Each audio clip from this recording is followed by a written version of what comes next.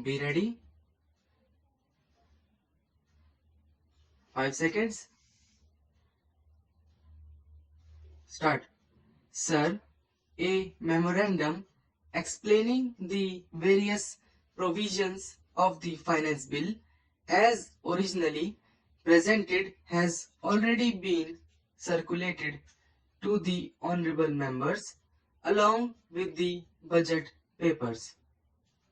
The few changes since made in the bill by the Lok Sabha at the instance of the government are of a minor character. These changes, which are the result of a careful examination of the various suggestions made by the honorable members of both the houses and representations received from outside, are intended mainly to remove hardship in certain special types of cases. The reasons for making them have already been explained in the Lok Sabha. I do not, therefore, intend to weary the House with an elaborate explanation of the several clauses of the bill as passed by the Lok Sabha, but shall confine myself to explaining the structure of the bill in general terms. Dealing first with direct taxes, the provisions of the bill are in two parts. One part deals with modifications in rates of taxes. In this category are three provisions. One relates to personal taxes, in which small increases have been made for incomes over rupees 70,000. Another change is a modification in the scheme of corporation taxes. As explained in the budget speech, this scheme is an integrated whole, and the provision for a tax on the occasion of issue of bonus shares follows from the fact that the are based not on capital employed but on the paid up capital. If, therefore, the base is widened by the issue of bonus shares and consequently the super tax payable is reduced on that account, it is only reasonable that a small tax should be charged on the occasion of the issue of the bonus shares themselves. The tax is not on the shareholder but on the company. The third provision relates to taxes on registered firms. The justification for this tax is to levy a small charge for the benefits that accrue to partners on account of their corporate functioning. In order that small people may not be adversely affected, we have already changed the original provisions of the bill to the extent of having a free slab of the first rupees 40,000 of the income, which will be free from that tax.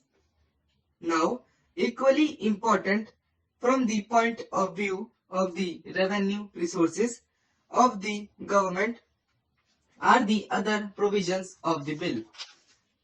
The most important of these provisions is the amendment of section 34 of the Income Tax Act, by which powers are being taken in certain circumstances and with certain safeguards to reopen past cases of tax evasion since the end of the Second World War.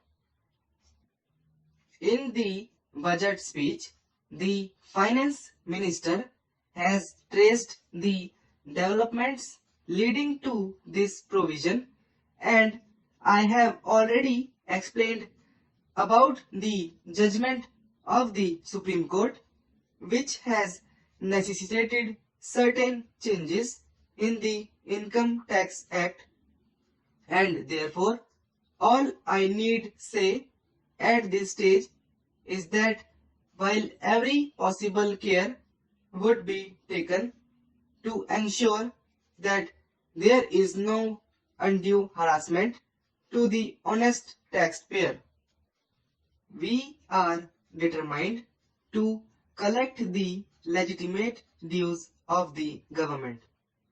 As I have often said before, it is our intention not to collect a rupee more and equally not to collect a rupee less.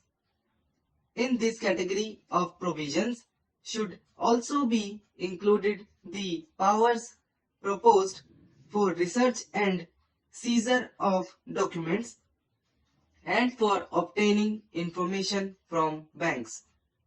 The tax on registered firms will also assist in checking a form of legal tax avoidance by which Hindu undivided families create partitions, whole or partial, on paper and then function as registered firms.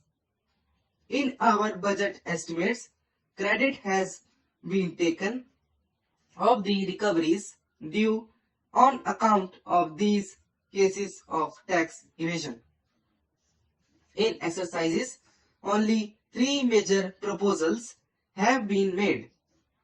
These are an additional duty of 6 paise per square meter on all categories of cotton fabrics except coarse dhotis and saris, a new duty of 60 paise per kg on vegetable non-essential oils, a duty of rupees 25 paise per liter on diesel and vaporizing oil, and of 15 paise per liter on industrial fuel oils. The duties on diesel and fuel oils are really not on fresh imports. They are mainly a substitution of import duties of about an equal order, the revenue from which is being lost by the total replacement of imports by indigenous production at the new refineries in Bombay.